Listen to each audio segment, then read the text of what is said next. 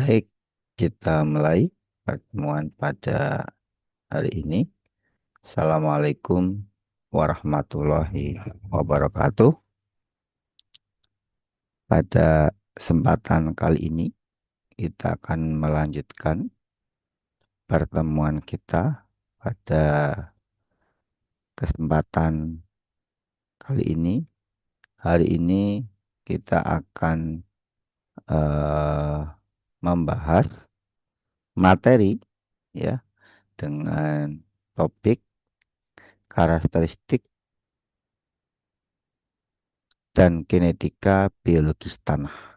Ya, ini materi melanjutkan topik minggu lalu yang membahas tentang karakteristik dan kinetika kimia ya dari tanah. Nah, sekarang kita akan bahas tentang biologis ya, tentang faktor karakteristik dan kinetika biologis tanah. Baik, nah ini materi yang akan saya berikan pada kesempatan kali ini. Setidaknya ada 5 subtopik yang akan dibahas tentang proses biologis dalam tanah dan air tanah. Yang pertama pendahuluan ya. Nanti kita akan bahas bagaimana mekanisme yang terjadi di dalam tanah kaitannya dengan karakteristik biologis. Kemudian mikroorganisme dalam tanah. Ya, kita tahu mikroorganisme ini merupakan faktor penting yang mendukung proses biologis di dalam tanah.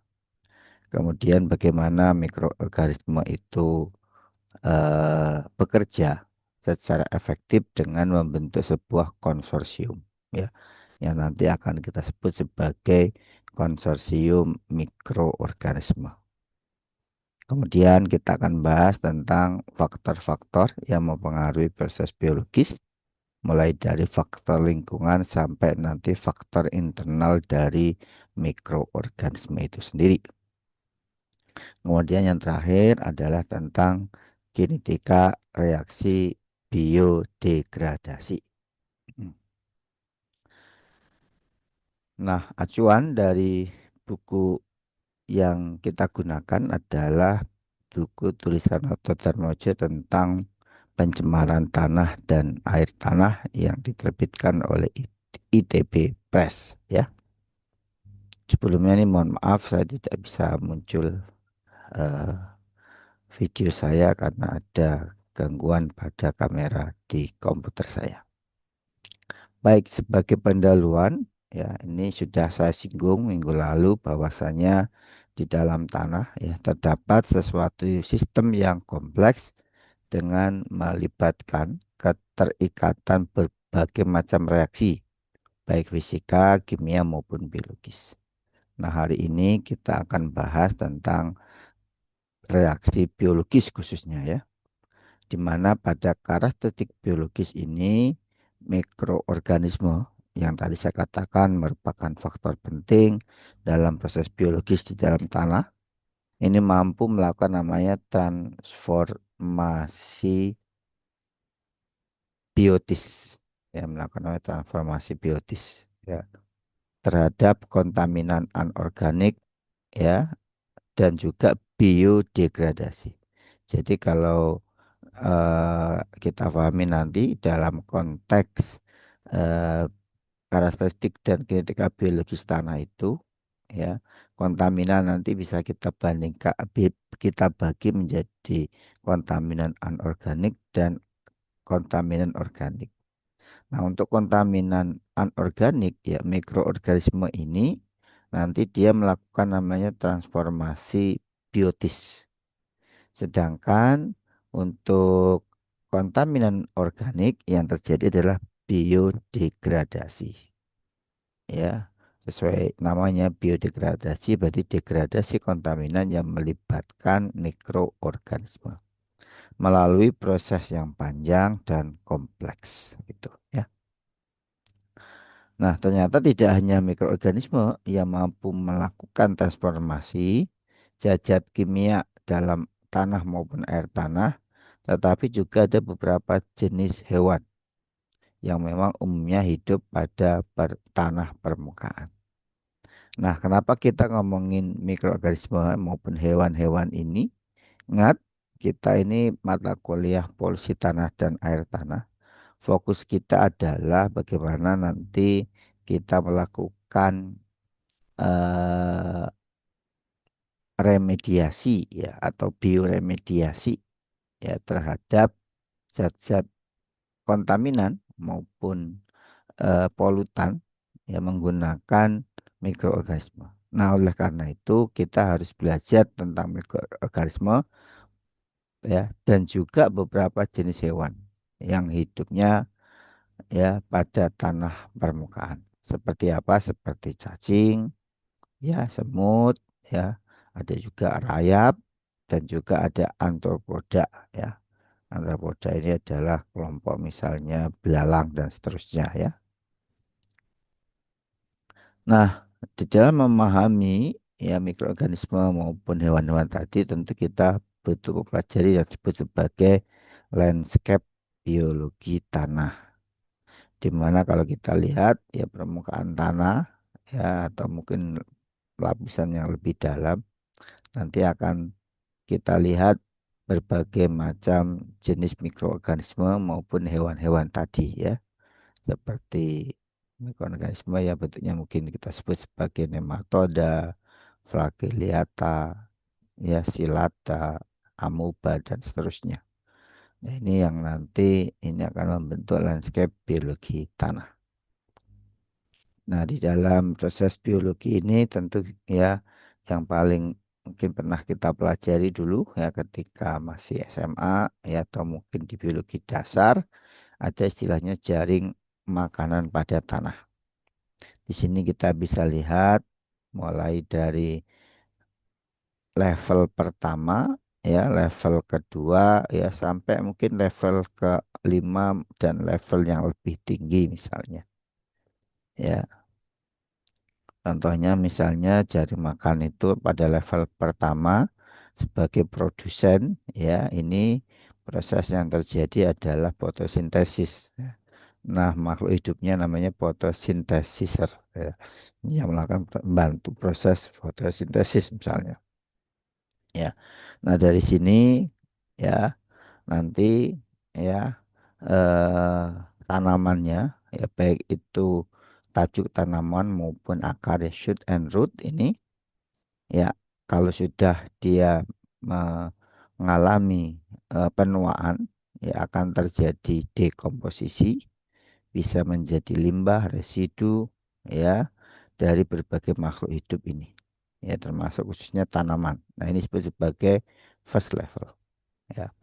Kemudian dia terurai ya terdegradasi ya dan akan di eh, proses ya di second trophic level ya, ya yang eh, tahap atau tingkat yang kedua yang dilakukan oleh namanya dekomposer ya yang melakukan dekomposisi oleh bakteri misalnya ya atau fungi ya jamur ya maupun nematoda ya. Nah, di sini ya terjadi dilakukan oleh komposer yang dia menggunakan hubungan mutualisme saling menguntungkan ya melibatkan patogen, parasit juga root feeder. Nah, ini adalah level ketiga katakan seperti itu. Kemudian di level yang maaf level kedua ya. Kemudian level ketiga ya ada shredder, ada predator, ada grazer. Nah, di sini ya katakanlah ada arthropoda, nematoda maupun protozoa. Ya, ya.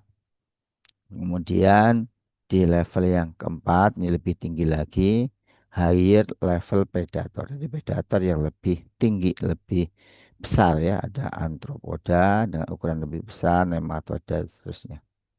Kemudian yang eh, level yang kelima ataupun yang lebih tinggi ini adalah higher level predator yang misalkan tanah apa hewan ya yang lebih besar ya mungkin seperti burung juga ya.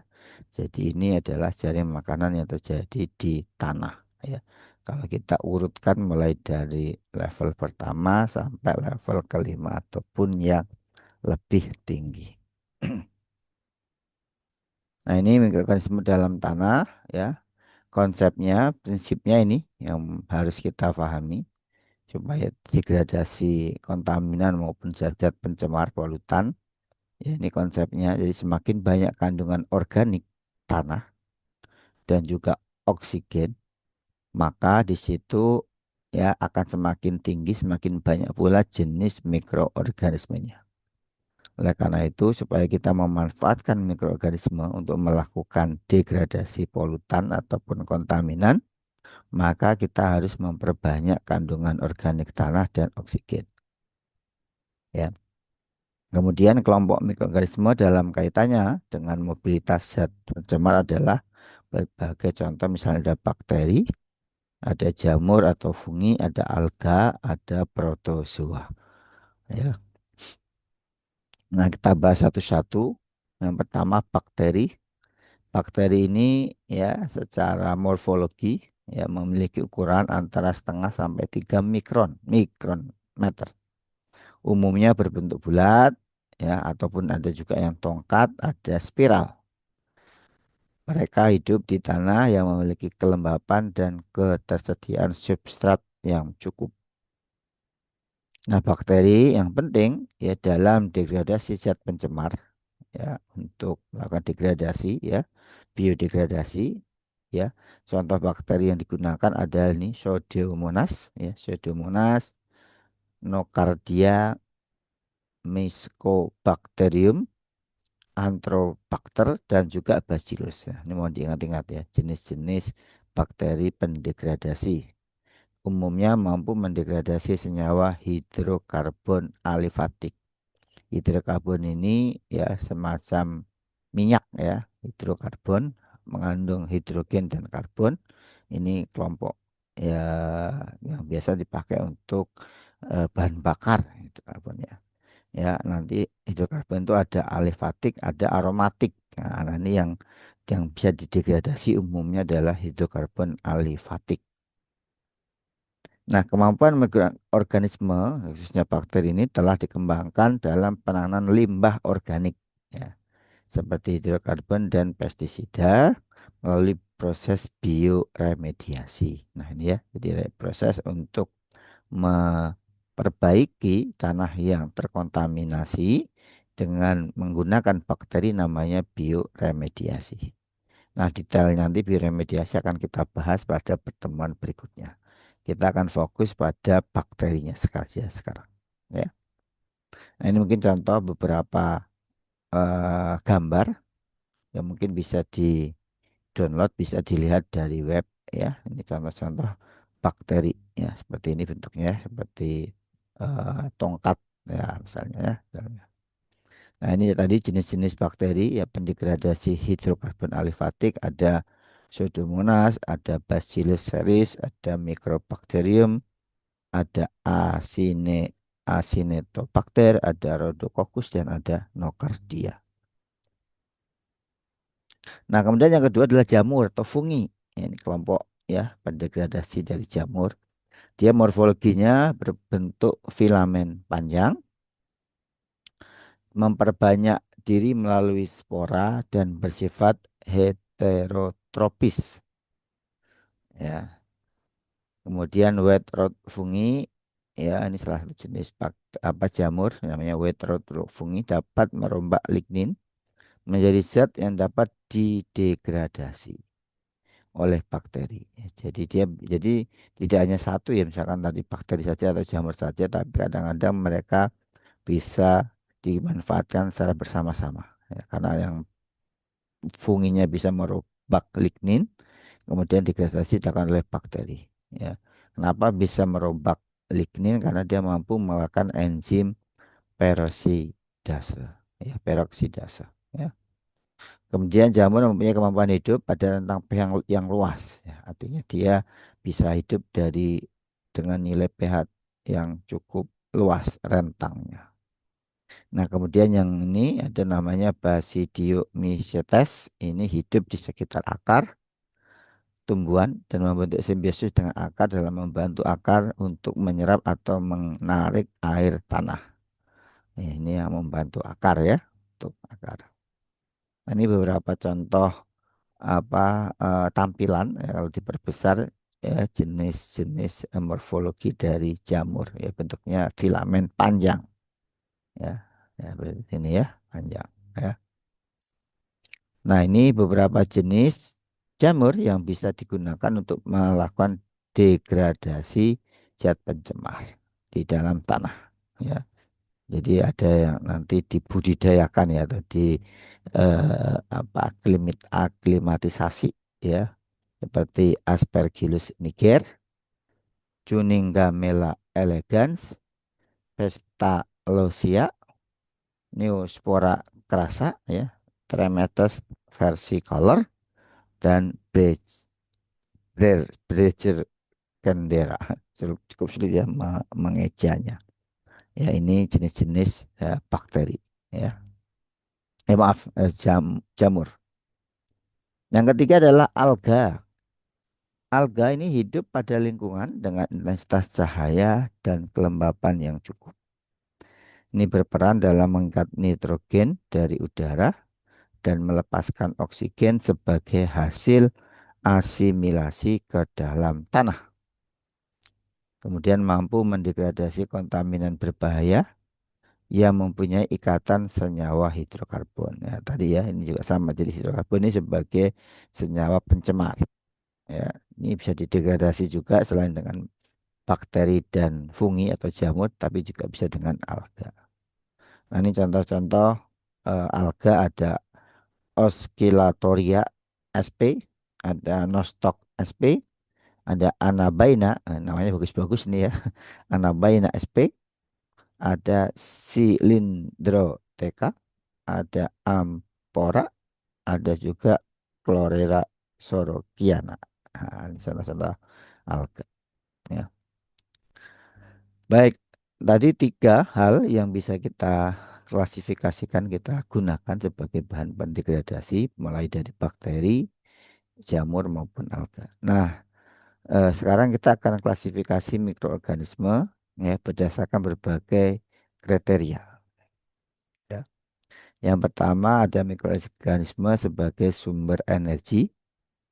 Ya, bisa kita bagi menjadi dua, ada fototrop, ada kemotrop. Ya, kalau fototrop itu adalah jenis mikroorganisme yang mendapatkan sumber energi dari sinar matahari. Sesuai namanya foto ya, fotosintesis juga kan itu dari matahari. Kemudian kemo itu berarti dari kimia. Kemudian klasifikasi berdasarkan sumber karbon, ada autotrop, ada heterotrop. Nah, yang tadi yang sempat disinggung dari bakteri pembahasan tentang bakteri ya, ada bakteri heterotrop. Kalau heterotrop itu memanfaatkan zat organik ya sebagai sumber karbon ya. Bahan-bahan pencemar kan biasanya bahan organik ya hidrokarbon alifatik tadi. Nah, ini sumber karbonnya kalau dia memanfaatkan sumber karbon dari zat organik maka disebut bakteri heterotrop. Tapi kalau memanfaatkan karbon dioksida CO2 sebut autotrof. Kemudian klasifikasi mikroorganisme berdasarkan sumber elektron dan proses metabolismenya, ada organotrop, ada litotrop. Organotrop adalah menggunakan zat organik ya. Kalau litotrop menggunakan zat anorganik. Kemudian berdasarkan proses metabolismenya ya dengan memanfaatkan oksigen maupun tidak, ada aerobik, ada anaerobik.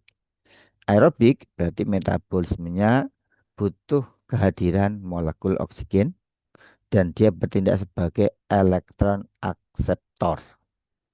Kemudian kalau anorganik ini metabolisme yang dapat berlangsung tanpa kehadiran oksigen atau oksigen terbatas. Ini disebut sebagai bakteri anaerob ya. Nah, atau ini mikroorganisme berdasarkan klasifikasi metabolisme. Ya, jadi setidaknya ada 4 jenis klasifikasi dengan nama yang beragam ini. Ya. Oke, nah berikutnya ya ini tas intermezzo we need energy ya karena namanya mikroorganisme dan makhluk hidup dia juga butuh sumber makanan sebagai sumber energi. Ya, nah dia memperoleh sumber energi itu melalui proses namanya reaksi redoks. Ini hampir sama kayak proses kimiawi kemarin ya. Ada juga proses redok. Apa itu redok? Ya, sesuai namanya adalah reduksi dan oksidasi. Proses oksidasi, ya, sesuai namanya oksidasi, dia melepaskan atom atau molekul elektron. Ya, jadi atom atau molekul melepaskan elektron. Kalau reduksi, ya justru dia ya akan ya mendapatkan elektron. Ya, jadi ini proses oksidasi dan reduksi yang kita sebut proses reaksi redoks. Ya, jadi ada yang dilepas, ada yang diterima. Nah, dilepas namanya atomnya proses oksidasi, kalau menerima namanya reduksi. Ya. Nah, dalam mengoksidasi senyawa organik, dua elektron akan dilepaskan oleh proses oksidasi ya, dan secara simultan dua proton akan hilang. Nah, hal tersebut setara dengan dilepaskan dua atom hidrogen. Namanya hilang, atomnya lepas, namanya proses dehidrogenasi. Ya, sesuai namanya ya, hidrogen ya. Karena dia lepas dua atom hidrogen, disebut dehidrogenasi. Sebaliknya, proses reduksi ketika dia menerima elektron ya oleh ya yang dibantu dengan senyawa organik ini, maka dua elektron dan dua proton ditambahkan ya, maka disebut proses hidrogenasi. Jadi proses reduksi kaitan dengan proses hidrogenasi, proses oksidasi kaitan dengan dehidrogenasi. Ini harus pahami ya, kaitan dengan energi yang diperoleh oleh mikroorganisme. Oke, berikutnya sub tentang konsorsium mikroorganisme. Jadi mikroorganisme itu akan semakin efektif di dalam bekerja mendegradasi bahan-bahan mencemar atau polutan dalam bentuk konsorsium. Ya, konsorsium itu kayak persatuan ya, kayak apa perkumpulan. Ya, jadi mikroorganisme itu umumnya bekerja sama dalam suatu kelompok sehingga tercipta hubungan yang sinergis dalam memperbesar kemungkinan degradasi senyawa organik dan energi yang diperoleh. Jadi mereka tuh harus bekerja sama. Ya, jadi dari mikroorganisme ini kita bisa belajar sebenarnya bagaimana kerjasama itu penting. Ya, jadi tugasnya nih ya, tugasnya mendegradasi senyawa organik yang merupakan polutan atau kontaminan. Ya, maka dia harus bekerja sama. Nah, membentuk namanya konsorsium. Ya, ini ilustrasi saja ada friendly bakteri, ada unfriendly bakteri. Nah, makanya friendly bakteri ini harus dominan ya mengalahkan bakteri unfriendly. Nah, ya. Nah, bila mikroorganisme hadir tidak dalam satu campuran yang memungkinkan mereka bersinergi membentuk konsorsium, maka reaksi kompleks tidak akan terjadi. Jadi mereka tuh harus bekerja sama membentuk konsorsium sehingga bisa mendegradasi bahan pencemar apa organik tadi. Ya, sehingga kalau mereka tidak bekerja sama, tidak sinergi, tidak terjadi degradasi secara sempurna. Ya, makanya kita harus belajar dari mikroorganisme nih untuk bekerja sama bersinergi. Nah, ini beberapa keuntungan adanya konsorsium mikroorganisme. Yang pertama, proses degradasi dapat dilakukan secara berurutan, kemudian menghasilkan zat atau enzim yang dibutuhkan, kemudian meningkatkan laju degradasi substrat secara keseluruhan, kemudian mempermudah reaksi oksidasi karena dapat mencari jalur atau proses secara termodinamik yang paling mudah. Ya, ini 4 keuntungan adanya konsorsium mikroorganisme. Oke, kemudian setelah konsorsium mikroorganisme kita belajar faktor-faktor yang mempengaruhi proses biologis. Setidaknya ada 4 faktor. Ya, kalau kita bisa banding apa kita bisa klasifikasikan. Yang pertama adalah faktor mikroorganismenya sendiri, ya, pelakunya. Kemudian yang kedua adalah substrat dan nutrien, ini makanannya. Kemudian penerima elektron ini kondisinya, ya, direduksi dan oksidasi kaitan dengan energi. Kemudian yang keempat, yang terakhir adalah lingkungannya. Ya, jadi ada empat faktor yang mempengaruhi proses biologi ya. Mikroorganisme, substrat dan nutrien, penerima elektron, dan faktor lingkungan. Baik, kita bahas satu-satu. Yang pertama, faktor mikroorganisme sendiri yang kita bahas ya. Dalam suatu ekosistem terdapat satu jenis mikroorganisme dominan yang dia mampu bekerja sama dengan mikroorganisme lain. Akibatnya secara berangsur-angsur dari perubahan substrat akibat penggunaannya sebagai energi oleh satu jenis mikroorganisme.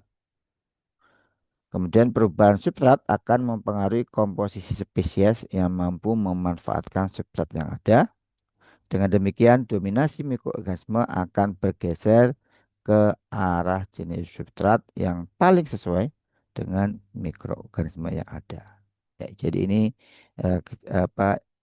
kejadian alamiah ya, di mana ada nanti mikroorganisme yang dominan.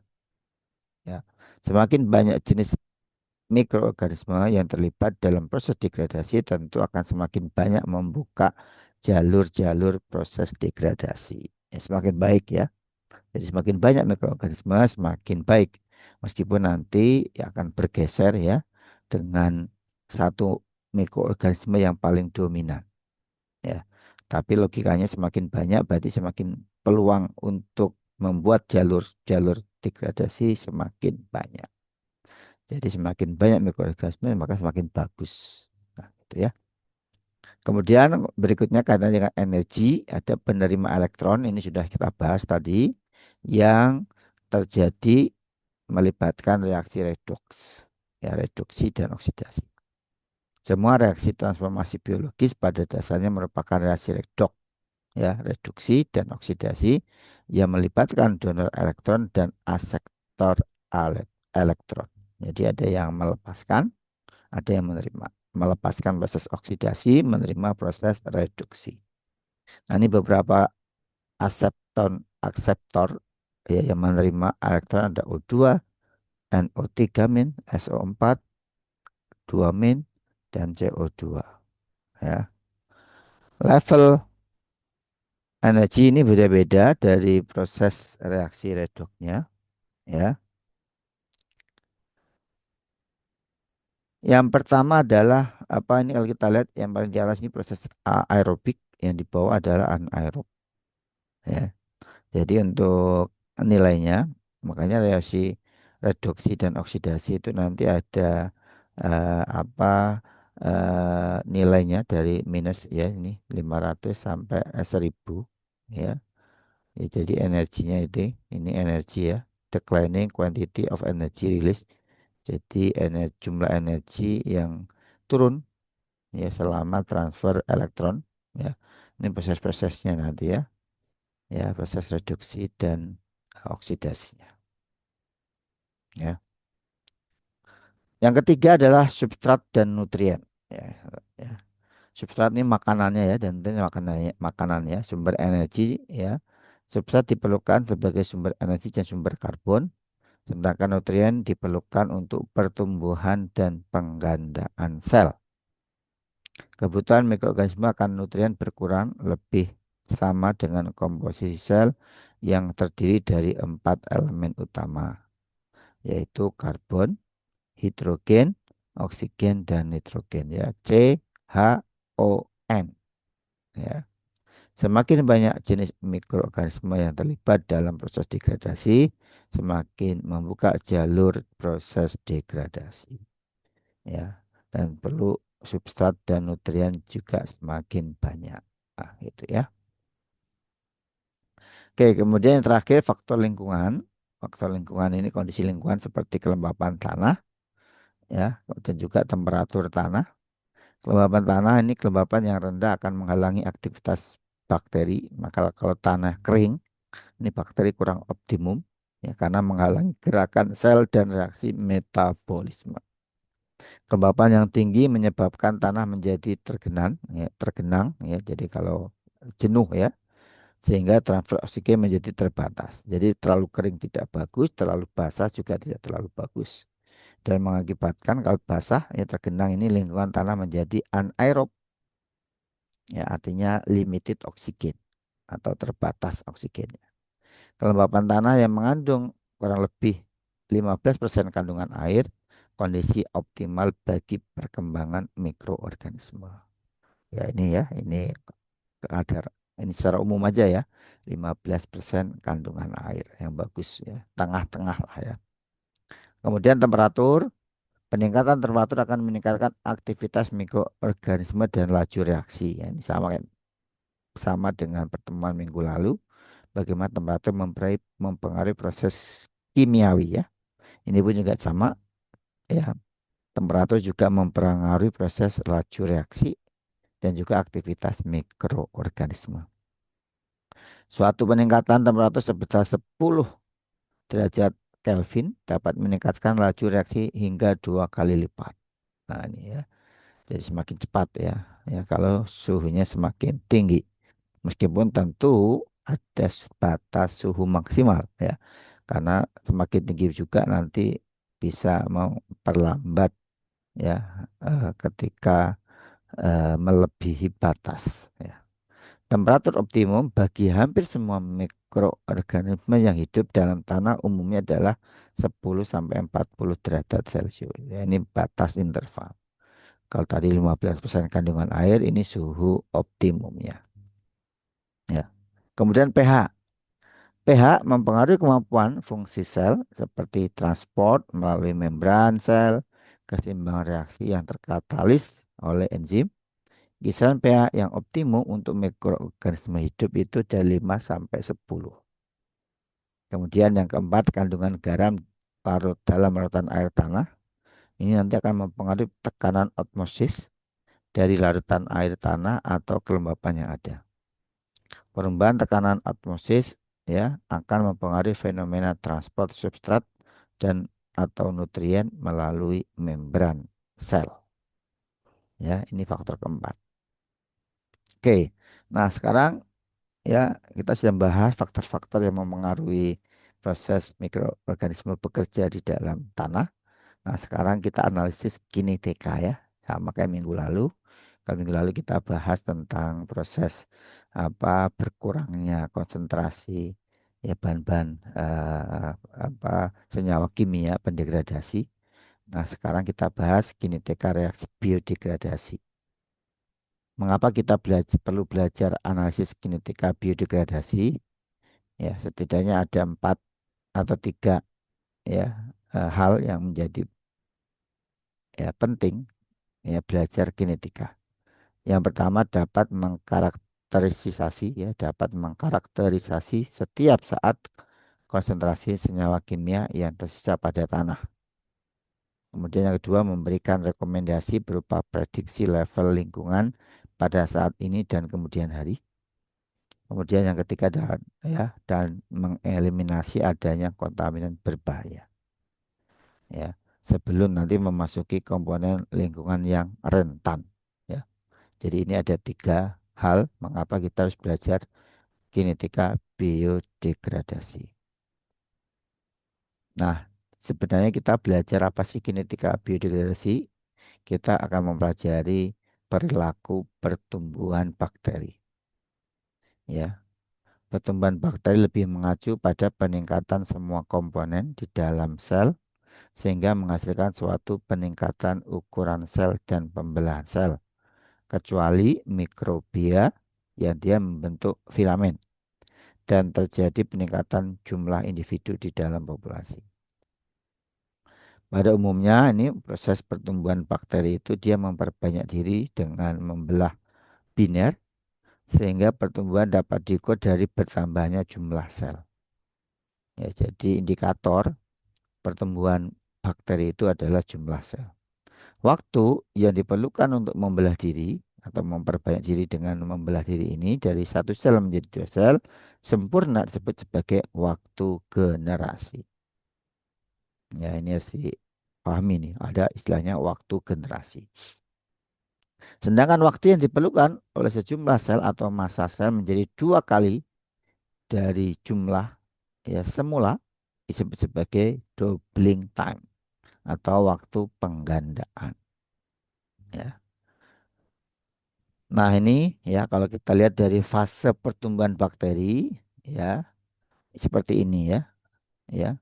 Nanti bakteri akan berhenti ya pertumbuhannya dikarenakan sokongan atau dukungan nutrisi atau nutrien tadi pada lingkungan yang sudah tidak memadai lagi sehingga lama-lama mereka akan mati. Ya, sehingga ada jumlahnya akan merosot dari sel bakteri tersebut dan tidak dapat ya mendapatkan nutrisi sehingga akan terjadinya kematian total dari bakteri. Kalau digambarkan dari mulai penggandaan pertumbuhan tadi sampai eh, merosotnya jumlah sel bakteri bisa kita lihat dari grafik pertumbuhan ini. Jadi sumbu X adalah waktu, ya, bisa hari, bisa jam, ya, bisa minggu misalnya. Kemudian sumbu Y adalah jumlah bakterinya. Di sini kita lihat ada 4 fase. Fase pertama fase lag, ya, fase awal. Nah, kemudian ada fase eksponensial, ini meningkat jumlahnya secara eksponensial. Kemudian fase stasioner, ya tetap juga hampir sama seperti fase lag. Dan terakhir adalah fase kematian, ya degradasi, jadi jumlahnya berkurang secara drastis. Nah, nanti fase yang kita analisis adalah fase di sini ya, eksponensial. Ya. Nah, ini penjelasannya setiap fase pertumbuhan bakteri. Ada fase lambat atau fase lag ya, di mana di sini tidak ada pertumbuhan populasi karena sel mengalami perubahan komposisi kimiawi dan ukuran ya, serta bertambahnya substansi intraseluler sehingga siap untuk membelah diri. Kemudian masuk ke fase kedua, fase eksponensial atau ada nyebutnya fase logaritmik. Ini sel membelah diri dengan laju yang konstan, ya, massa menjadi 2 kali lipat, keadaan pertumbuhan seimbang. Kemudian fase tetap stasioneri, ya, terjadi penumpukan racun akibat metabolisme sel dan kandungan nutrien mulai habis. Ya, akibatnya terjadi kompetisi nutrisi sehingga beberapa sel mati dan lainnya tetap tumbuh. Jadi mati dan tumbuh itu jumlahnya hampir seimbang sehingga disebut tetap ya. Sehingga sel menjadi konstan. Kemudian fase terakhir fase kematian atau death phase ya, sel mati akibat penumpukan racun dan habisnya nutrisi. Menyebabkan jumlah sel yang mati lebih banyak ya sehingga mengalami penurunan jumlah sel secara eksponensial. Ya, jadi ini ada 4 fase pertumbuhan bakteri. Nah, di sini bagaimana kita menghitung ya fase pertumbuhan bakteri tadi? Maka setidaknya kita harus memahami ini ya proses kinetika. Ya, tadi yang kita sebut ada fase lag, sebut fase proses adapsi dan aktivasi isolat. Ya, nah di sini kemudian ada fase eksponensial, fase yang akan kita analisis. Nah, di sini nanti untuk analisisnya itu bisa menggunakan 2 pendekatan, pendekatan langsung, ada pendekatan tidak langsung. Atau ada metode langsung, ada metode tidak langsung. Metode langsung kita bisa mendekati dengan formula ini ya. Ya, ya. Mu sama dengan XT dikurangi X0 dibagi T dikurangi T0 dikali per XT. Di mana mu adalah konstanta laju pertumbuhan ya. Kemudian XT ada jumlah populasi bakteri pada saat T. Kemudian X0 ada jumlah populasi awal dari bakteri atau pada saat T0 dan T dikurangi T0 adalah interval waktu. Ya. Nah, cara tidak langsung ya karena kita sulit ya menghitung jumlah populasi bakteri, maka ada metode tidak langsung dengan mengukur tingkat turbiditas atau tingkat kekeruhan dengan menggunakan alat namanya spektrofotometer ya, pakai spektrofotometer. Jadi indikasinya itu adalah tingkat kekeruhan. Kalau semakin keruh anggapannya berarti semakin banyak bakteri. Dengan indikator adalah tadi nilai panjang gelombang ya atau lambda. Ya, jadi spektrofotometer yang dipakai nanti adalah panjang gelombang 610 nanometer di mana nanti kita akan mengukur nilai optical density-nya atau nilai OD ya. Nah, nilai mu-nya ya nilai lajunya nanti adalah slope dari fase eksponensial dari nilai OD-nya. Jadi kita harus butuh nilai OD untuk menganalisis ini. Ya, untuk menentukan ini kita bisa nanti menentukan OD berdasarkan data spektrofotometer. Ya. Nah, di dalam belajar kinetika biodegradasi itu setidaknya ada parameter yang harus diperhatikan. Setidaknya ada 7 parameter. Yang pertama adalah laju pertumbuhan spesifik atau mu, kemudian laju pertumbuhan spesifik maksimum, mu max, kemudian ada konsentrasi setengah jenuh KS, kemudian Y adalah koefisien produksi sintesis sel, kemudian Q adalah laju utilisasi substrat spesifik, kemudian Qmax adalah laju utilisasi substrat spesifik maksimum, KD adalah laju kematian indigenous. Ya. Jadi ini ya, jadi ini adalah parameter. Yang di sini kaitan dengan laju pertumbuhan, ya. Kemudian di sini adalah laju makanannya, ya. Jadi substrat, ya, substrat itu kan makanan nutrien. Nah, di sini aja lain. Nah, ini adalah parameter-parameter dalam kinetika biodegradasi yang harus kita tentukan. Ya, nanti kita tentukan. Ya, ya. Nah, ini sedikit deskripsi tentang parameter kinetika biodegradasi. Apa itu mu?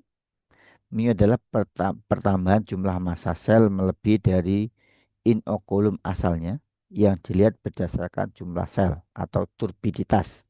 Ya tadi ya, yang tadi diukur pakai ya optical density spectrophotometer. Kemudian mu max adalah besarnya laju pertumbuhan produksi biomasa maksimum pada fase akhir eksponensial. Ks adalah konsentrasi substrat, ya, ya, pada kondisi mu sama dengan setengah mu max.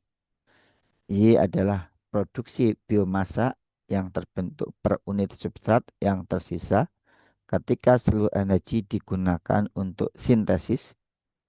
Kemudian Q dan Qmax ya, besarnya laju penggunaan substrat ya dalam konsentrasi maksimum untuk Qmax ketika proses metabolisme sel berjalan. KD ini terakhir ya, dia mendekati kematian ya, jadi kecepatan kematian mikroorganisme. Ya, ketika substrat tersedia tidak cukup lagi untuk digunakan regenerasi sel. Ya. Nah, nanti persamaan umum yang dipakai ini ya, kurva pertumbuhan monod. Ya. Nah, ini konsepnya atau apa poin yang pentingnya adalah semakin tinggi konsentrasi substrat, maka laju pertumbuhan akan semakin tinggi sampai mencapai nilai maksimum. Nah, ini prosesnya, proses perhitungannya. Jadi kita nanti menentukan pertama adalah menentukan mu menggunakan persamaan monod dengan rumus ini. Masalahnya untuk menentukan persamaan ini kita butuh mu max dan Ks. Nah, kita nanti akan plotkan dalam Lineweaver-Burk plotting dengan persamaan ini. Ya. Kemudian dari sini kita akan menentukan KD, laju kematian ya, Q dan Qmax. Dan juga terakhir Y. Jadi ada 7 ya, 1, 2, 3, 4, 5, 6, 7. Ya. Nah, ini contohnya.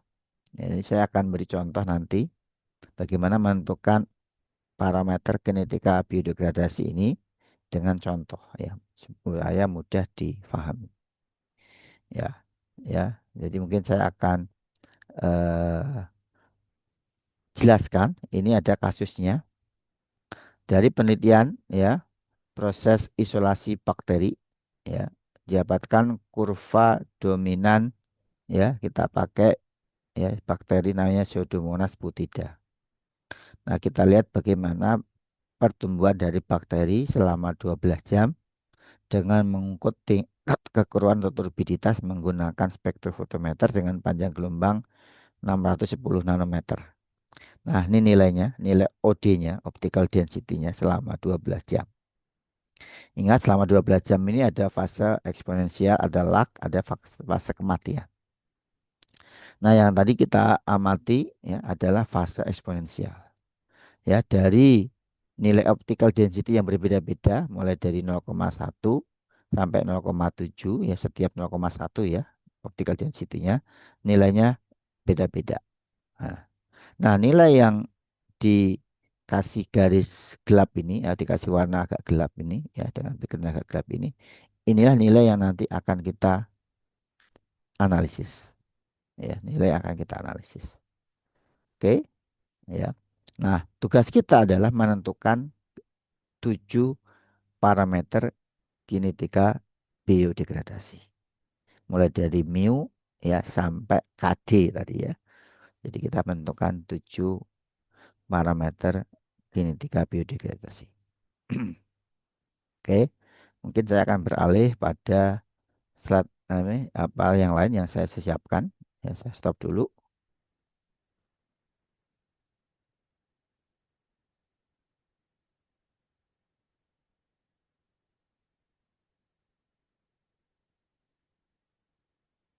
Oke, saya akan beralih pada slide yang kedua, yaitu slide ini ya.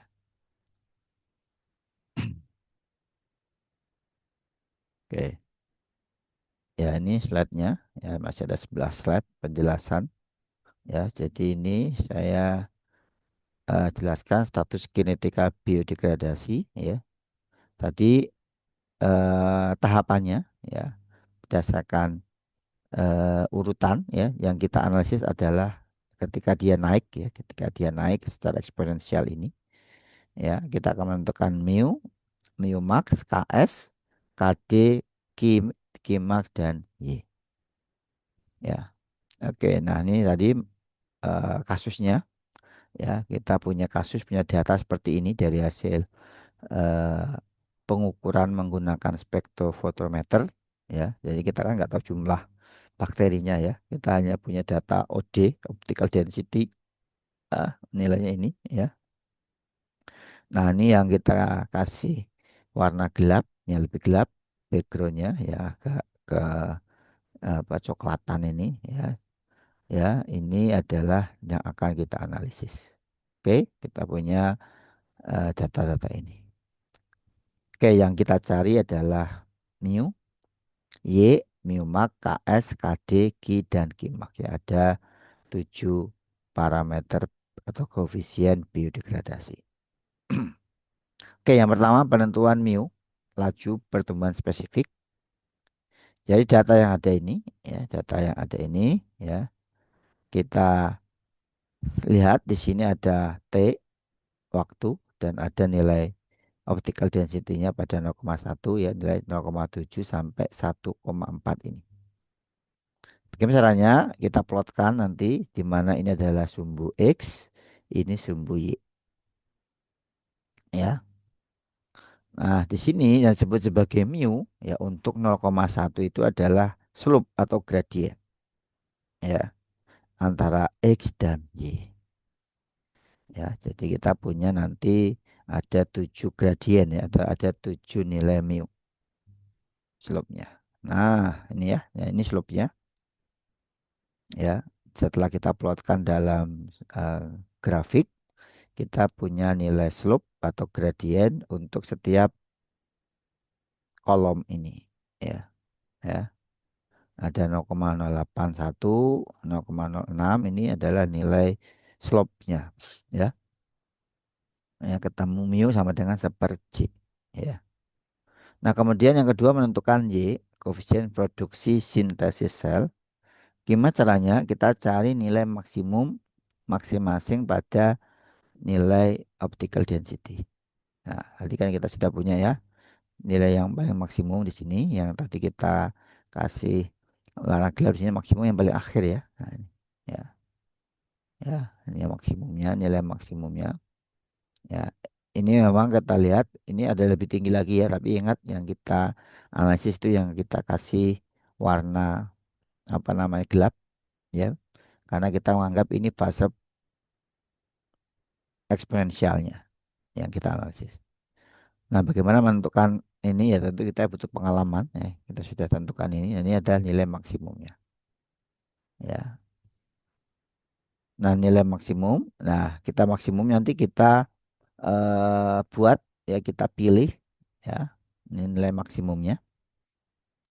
Kemudian nilai optical density apa slope-nya tadi S-nya persen ya 0,1 sampai 0,7 ya. Kita punya data ini. Nah, kemudian kita buat lagi grafik di mana S adalah sumbu X dan X max adalah sumbu Y. Nah, di sini kita dapat slope, ya, dapat gradiennya, yaitu yang kita sebut sebagai Y yang kita cari. Ya, kita dapat Y sama dengan 0,1011. Ini slope-nya, ya. Oke, kita sudah dapat dua, ya. Nah, kemudian kita menentukan mu max, laju pertumbuhan spesifik maksimum, dan Ks, konsentrasi setengah jenuh. Nah, kita plotkan dalam persamaan monod, ya, di mana rumus dasar monod adalah mu sama dengan mu max dikali S per Ks plus S. Kemudian kita plotting, ya, Lineweaver-Burk, ya, kita pecah, ya, persamaan ini menjadi persamaan seper mu sama dengan Ks per mu max dikali seper S ditambah seper mu max. Ya. Nah, kita sudah punya beberapa data tadi. Kita punya data S, ya. Lihat, kita punya data S, ya. Ya. Kemudian kita hitung seper S-nya karena kita butuh seper S. Ya, kita dapat, ya, data seper S. Ya, berarti satu dibagi ini, ya. Oke, dapat. Satu dibagi 0,1, satu dibagi 0,2, satu bagi 0,3 dapat angka ini. Kemudian kita juga punya data mu tadi, ya, slope per nilai S, ya, yaitu mu. Kemudian kita bisa hitung seper mu. Oke. Nah, di sini dari persamaan ini kita bisa lihat, ini kita asumsikan sebagai sumbu Y, seper S kita asumsikan sebagai sebagai sumbu X. Sumbu Y, sumbu X. Nah, ini adalah Ks per mu max, ini adalah gradiennya. Sedangkan seper mu max adalah, ya, konstantanya, ya, atau interceptnya. Nah, ini menjadi persamaan, sebenarnya persamaan Y sama dengan AX plus B. Nah, ini, ya. Jadi seper max ada intercept atau konstanta. Kemudian, ya, kita plotkan, ya, berarti sumbu ini sebagai sumbu Y, ya, seper S sebagai sumbu X. Ya, kita dapat, ya, interceptnya adalah 13,71. Nah, ya, kita tinggal hitung berapa supermax, mu max adalah 0,0898. Kemudian kita hitung lagi Ks per K maxnya sebagai gradien. Nah, slope atau gradiennya kita dapat nilainya minus 0,01058. Nah, karena nilainya minus, ini nggak mungkin minus. Ya, karena apa minus? Karena namanya pertumbuhan kok minus, aneh. Ya, bukan pertumbuhan namanya tapi penurunan. Maka kita harus rubah. Ya, kita cari kenapa sih minus. Nah, ternyata yang bikin minus itu nilai ini, nilai awal. Maka, ya, berarti ini datanya agak aneh yang pertama ini. Maka kita akan pakai, kita plotkan data aja mulai dari 0,2 ke bawah ini, yaitu 5 sampai ke bawah, dan 16, ini. Ini yang bikin. Karena dia kenapa minus? Karena dia dari nilai 12 naik jadi 16 tapi begitunya turun. Nah, supaya, ya, tidak minus maka yang pertama ini kita abaikan dulu. Jadi yang kita plotkan dalam sumbu X dan Y adalah nilai yang kita kasih kotak ini. Ini sumbu X, ini sumbu Y. Nah, karena ini setelah kita rubah ternyata hasilnya berubah. Tidak minus lagi, ya, menjadi 1,039. Nah, ini slope-nya. Ya. Nah, hari kita sudah punya mu max, ya. Nah, tinggal kita masukkan, kita bisa menghitung Ks-nya, ya. Dan juga bisa, ya, kalau kita rubah slope-nya ini berubah, tentu ini intercept-nya berubah, nanti tinggal menyesuaikan saja. Ya, tinggal menyesuaikan saja, ya, maka akan dapatkan intercept yang baru dan Ks bisa kita hitung. Ya, jadi kita bisa dapat mu max dan Ks, ya, menggunakan plotting ini, ya. Nah, kemudian yang berikutnya kita sudah dapat berapa tadi, 4, ya. Kita sudah dapat, saya ulangi lagi, kita sudah dapat apa, mu Y, ya. Kemudian kita sudah dapat mu max KS. Ya, kita dapat 4. Nah, berikutnya kita akan mencari eh, KD, laju kematian endogenous. Ya. Nah, tadi kita sudah punya data ini ya, yang kita plotkan ya, mu setiap OD. Kita juga punya bisa hitung ini ya. Kita pakai rumus ini ya, rumusnya itu untuk menghitung KD itu rumus ini ya. Nah, kita nanti plotkan juga ya di sini KD sebagai intercept ya. KD kenapa sebut intercept ya, karena dia dan dia nilainya minus ya karena penurunan tadi ya. Kemudian ya kita plotkan ini sebagai sumbu X, ini sebagai sumbu Y. Ya, jadi kalau kita lihat ini persamaannya ini adalah X sama dengan AX plus B. Ya, cuman bukan plus B tapi minus B ya. Jadi karena KD-nya negatif. Ya, maka KD-nya ada sebut sebagai intercept atau konstanta ya. 0,0705. Ya. Jadi ini adalah nilai apa namanya Y sama dengan AX plus B. A-nya dianggap satu, berarti ini adalah nilai Y. Sorry, maaf, ini X ya. Ini Y. Maaf, ini sumbu Y, ini sumbu X. Ya, jadi ini Y sama dengan AX plus B. A-nya satu berarti Y plus B. Nah, B-nya ini adalah KD. Maka kita plotkan ya. Ya, ini sumbu X, ini sumbu Y. Maka dapat interceptnya adalah 0,075. Nah, 0,075 adalah nilai KD-nya. Ya. Nah, kemudian ya kita hitung Q dan Q max. Ya, kita sudah dapat 5. Sekarang yang terakhir adalah Q dan Q max. Ya, untuk Q itu ya bisa kita hitung rumus Q sama dengan mu per Y. Tadi mu sudah ada ya, setiap nilai OD ini mu-nya sudah ada. Y-nya juga kita sudah dapat nilainya ini. Maka Q-nya bisa kita hitung. Ya, ini nilai Q. Ya, Q sama dengan mu per Y. Ya, kita dapat nilai Q. Ya. Nah, kemudian Q max sama dengan mu max per Y. Ya, kita tinggal cari yang menilai mu max-nya berapa, tadi sudah dapatkan kita mu max-nya. Kemudian Y-nya juga ada. Ya, jadi kita sudah dapat Q dan Q max. Q untuk setiap ini dan Q max-nya. Ya, paling besar ya dia nilainya ya 0,889. Ya, dari ini kita paling besar ini. Oke, nah itu sudah selesai ya. Kita sudah dapat 7 parameter biodegradasi. Nah, untuk latihan ini ya mungkin bisa latihan mandiri ya, karena saya tidak bisa memberi tugas, nanti menunggu arahan dari Pak Alen. Jadi ini tugas apa mungkin bisa dilatih menentukan 7 parameter kinetika biodegradasi. Mulai dari mu sampai tadi Kmax dan Ki. Ya, silahkan dicoba ya. Baik, saya kira itu yang bisa saya sampaikan. Terima kasih. Selamat belajar. Assalamualaikum warahmatullahi wabarakatuh.